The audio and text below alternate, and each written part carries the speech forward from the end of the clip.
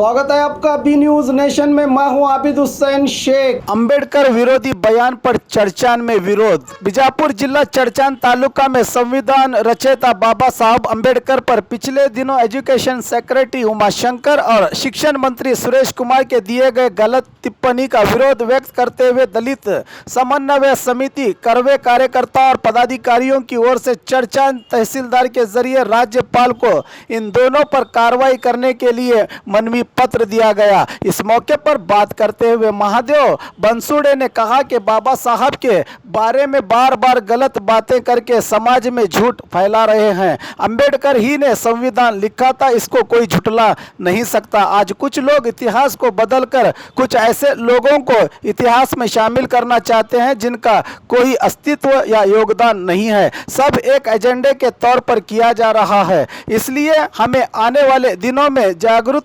रहकर देश को बचाना है। जल्द से जल्द इन दोनों पर कार्रवाई करने की मांग की प्रदर्शनकारियों ने। इस मौके पर संगठनों के पदाधिकारी और कार्यकर्ता बड़ी संख्या में रहे मौजूद। राज्य दलित समन्वय समिति ಮತ್ತು ಪ್ರಗತಿಪರ ಸಂಘಟನೆಗಳು ಹಾಗೂ ಕರ್ನಾಟಕ ರಕ್ಷಣಾ ವೇದಿಕೆ ಚರ್ಚನ್ ತಾಲೂಕಾ ಸಮಿತಿಯ ವತಿಯಿಂದ ಮಾನ್ಯ ವಿಶೇಷ ತಹಸೀಲ್ದಾರ್ ಸಾಹೇಬರ ಮೂಲಕ ಮಾನ್ಯ ಸಂವಿಧಾನದ ಬಗ್ಗೆ ಅವಹೇಳನಕಾರಿಯಾದಂಥ ಮಾತುಗಳನ್ನು ಆಡಿರ್ತಕ್ಕಂತಹ ಅಧಿಕಾರಿಗಳ ವಿರುದ್ಧ ಮನವಿಯನ್ನು ಈ ಸಂದರ್ಭದಲ್ಲಿ ಎಲ್ಲ ಸಂಘಟನೆಗಳ ವಿರುದ್ಧ ಮುಖಾಂತರ ಮನವಿಯನ್ನು ಸಲ್ಲಿಸ್ತಾ ಇದ್ದೇವೆ।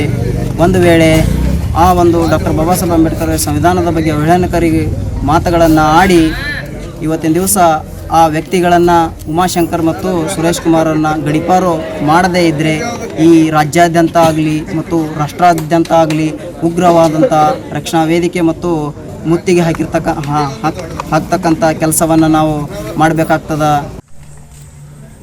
ರಾಜ್ಯ ಸರ್ಕಾರದ ಶಿಕ್ಷಣ ಇಲಾಖೆಯ ನಿರ್ದೇಶಕರಾದಂಥ ಉಮಾಶಂಕರ್ ಅವರು ಏನು ಸಂವಿಧಾನ ಶಿಲ್ಪಿ ಡಾಕ್ಟರ್ ಬಾಬಾ ಸಾಹೇಬ್ ಅಂಬೇಡ್ಕರ್ ಅವರು ಒಬ್ಬರೇ ಸಂವಿಧಾನ ಬರೆದಿಲ್ಲ, ಈ ಸಂವಿಧಾನ ಬರೆದಂಥ ಇನ್ನೂ ಅನೇಕ ವ್ಯಕ್ತಿಗಳಿದ್ದಾರೆ। ಇದು ಸಾಮೂಹಿಕವಾಗಿ ನಿರ್ಮಾಣಗೊಂಡಂಥ ರಚನೆಗೊಂಡಂಥ ಸಂವಿಧಾನ ಅಂತೇಳಿ ಇವತ್ತು ಒಂದು ಅವಹೇಳನಕಾರಿಯಾದಂಥ ಮತ್ತು ಬಹುಜನರನ್ನು ಕೆರಳಿಸುವಂಥ ಸುತ್ತೋಲೆಯನ್ನು ಹೊರಡಿಸುವ ಮೂಲಕ ನಮ್ಮ ಮುಂದಿನ ಯುವ ಪೀಳಿಗೆಯಲ್ಲಿ ಸುಳ್ಳು ಇತಿಹಾಸವನ್ನು ಹಾಕಿ ಅಂಬೇಡ್ಕರ್ ಅವರನ್ನು ಮರೆಮಾಚಿ ಅಂಬೇಡ್ಕರ್ ತ್ಯಾಗ ಇತಿಹಾಸವನ್ನು ಅವರ ಮಹಾನ್ ಒಂದು ಕೆಲಸವನ್ನು ಮರೆಮಾಚುವಂಥದ್ದೇನು ಇವತ್ತು ರಾಜ್ಯ ಸರ್ಕಾರದ ಮುಖಾಂತರ ನಡೀತಾ ಇದೆ।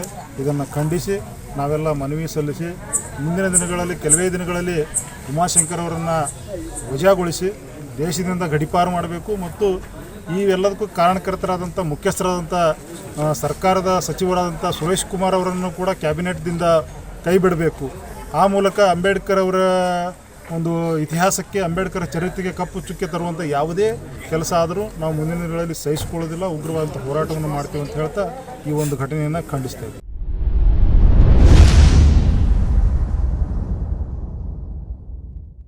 ಪ್ರತಿ ವರ್ಷದಂತೆ ಈ ವರ್ಷವೂ ಸಹ ಸರ್ವಧರ್ಮ ಸಾಮೂಹಿಕ ವಿವಾಹ ನಡೆಯಲಿದೆ।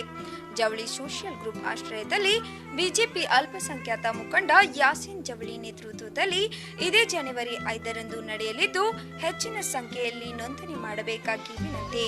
ನೋಂದಣಿಗಾಗಿ ಸಂಪರ್ಕಿಸಿ ಇಬ್ರಾಹಿಂ ಜವಳಿ 9036393957, ಅಸ್ಲಂ ಸೈಯದ್ ಅಮೀನ್ 8970333944। और खबरों के लिए देखते रहिए B News Nation. B News Nation के लेटेस्ट न्यूज़ों को अपने मोबाइल में देखने के लिए यूट्यूब में बी न्यूज नेशन के चैनल के सब्सक्राइब आइकॉन को दबाएं और फिर बेल आइकॉन को दबाने पर आप लेटेस्ट न्यूज़ों को देख सकते हैं।